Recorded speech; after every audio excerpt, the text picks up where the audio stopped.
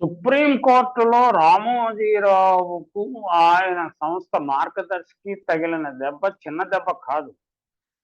డిపాజిటర్లకు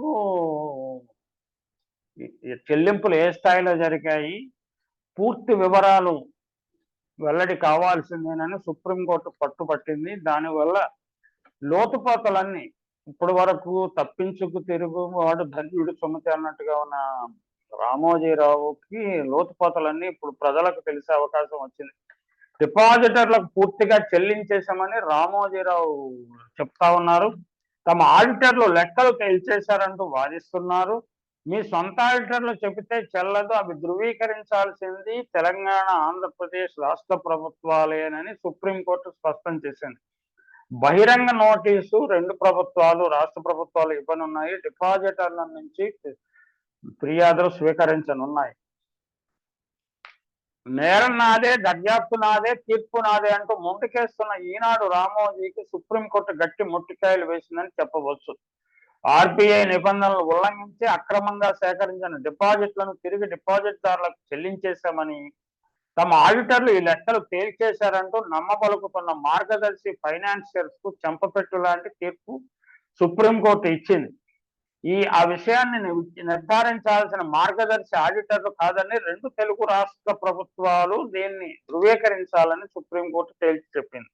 దీంతో రామోజీ గొంతులో పచ్చి వెలక్కాయ పడినట్లుంది. సుప్రీంకోర్టు తీర్పు నేపథ్యంలో డిపాజిట్దారుల ప్రయోజనాల పరిరక్షణ కోసం ఆంధ్రప్రదేశ్ ప్రభుత్వం, తెలంగాణ ప్రభుత్వం బహిరంగ ప్రకటనలు జారీ చేసి అభ్యంతరాల స్వీకరణకు సన్నద్ధం కానుండటంతో రామోజీ గుండెల్లో రైళ్లు పరిగెడుతున్నాయని చెప్తున్నారు. ఆర్బీఐ నిబంధనలకు విరుద్ధంగా 2600 కోట్ల అక్రమ డిపాజిట్లు సేకరించిన కేసులో రామోజీరావు అడ్డగోలు వాదనలు సుప్రీంకోర్టులో ఫలించలేదు. 2023 జూన్ 30 నాటికి 1247 మంది డిపాజిట్దారులకు తిరిగి చెల్లించేశామని, కేవలం 5.31 కోట్లు మాత్రమే అన్క్లెయిమ్ డిపాజిట్లు ఉన్నాయని ఆయన న్యాయవాదులు కోర్టుకు నివేదించారు. ఈ విషయాన్ని మార్గదర్శి ఫైనాన్షియర్స్ ఆడిటర్లు క్షుణ్ణంగా ఆడిట్ చేసి నివేదిక సమర్పించారని, అన్ని లెక్కలు సరిపోయాయని చెప్పుకొచ్చారు.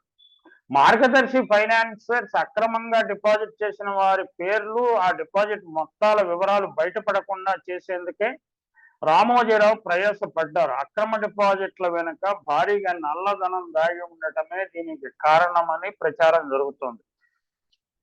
డిపాజిట్దారులకు న్యాయం జరిగిందో లేదో ఆంధ్రప్రదేశ్, తెలంగాణ ప్రభుత్వాలు నిర్ధారించాల్సి ఉంది. 5,000 డిపాజిట్ చేసిన వ్యక్తి తనకు న్యాయం జరగలేదని న్యాయస్థానాన్ని ఆశ్రయించలేరు, అంతటి వ్యయ ప్రయాసలు భరించలేరు కదా అని సుప్రీంకోర్టు వ్యాఖ్యానించింది. ఆ క్రమంలో ఏపీ, తెలంగాణ ప్రభుత్వాలతో పాటు మాజీ ఎంపీ ఉండవల్లి అరుణ్ కుమార్ ను పార్టీగా చేరుస్తూ ఈ కేసును తెలంగాణ హైకోర్టు విచారించాలని తీర్పునిచ్చింది.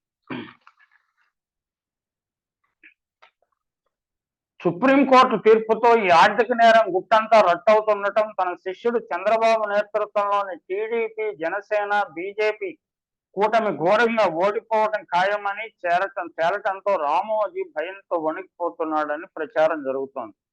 మార్గదర్శి కుంభకోణంపై విచారించిన అధికారి కొల్లి రఘురామరెడ్డిని ఎన్నికల పరిశీలకుడిగా ఈసీ అస్సాంకు పంపితే కొల్లికి షాక్ అంటూ ఈనాడు కథనాన్ని అచ్చేసింది.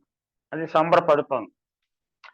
దేశంలో రాజకీయాలను పక్తు వ్యాపారంగా మార్చేసి ఓటుకు నోటును అలవాటు చేసిన ఘనుడు 40 years ఇండస్ట్రీ చంద్రబాబే. ఎన్టీఆర్కు వెన్నుపోటు పడిచి 1995లో అధికారంలోకి వచ్చిన చంద్రబాబు 1996 లోక్సభ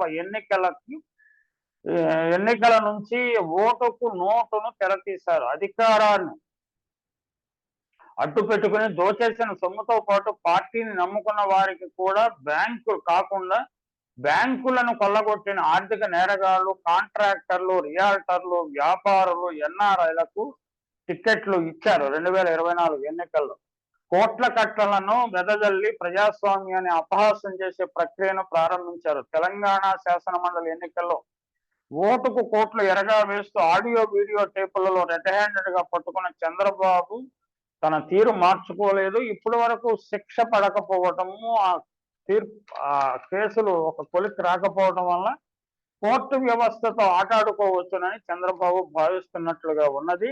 ఇది ఇలా ఉండగా